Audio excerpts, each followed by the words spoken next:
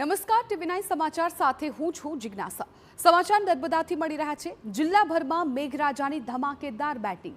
સૌથી વધુ ડેડિયાપાડામાં 4 ઇંચ વરસાદ ખાબક્યો, સાગબારામાં 2 ઇંચ અને નાંદોદમાં 1.5 ઇંચ વરસાદ પડ્યો। ગરુડેશ્વર તિલકવાડા તાલુકામાં પણ વરસ્યો છે વરસાદ। ભારે વરસાદથી કરજણ ડેમમાં પાણીની ધરખમ આવક થઈ છે। કરજણ ડેમમાંથી 32,000 ક્યુસેક પાણી નદીમાં છોડવામાં આવ્યું। ડેમમાંથી પાણી છોડાતા કરજણ નદી બે કાંઠે વહેતી થઈ છે।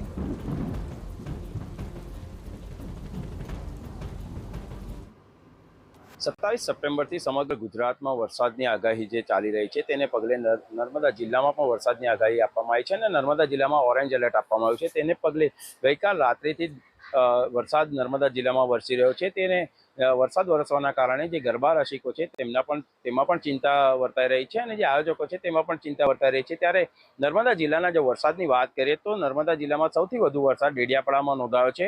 ડેડિયાપાડામાં 4 ઇંચથી પણ વધુ વરસાદ નોંધાયો છે।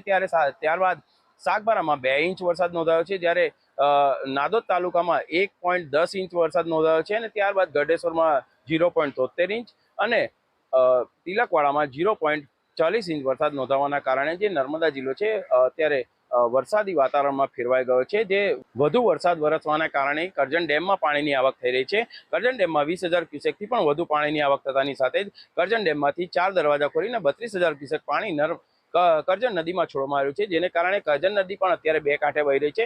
કરજણ નદી બે કાંઠે વહેતાની સાથે જ નદી કાંઠાના જે ગામો છે એને સાવધ કરવામાં આવે છે અને સાવચેતીના ભાગરૂપે નદીમાં કોઈને જવું નહીં અને માછીમારી કરવી નહીં તે પ્રકારની સૂચના પણ આપી દેવામાં આવી છે।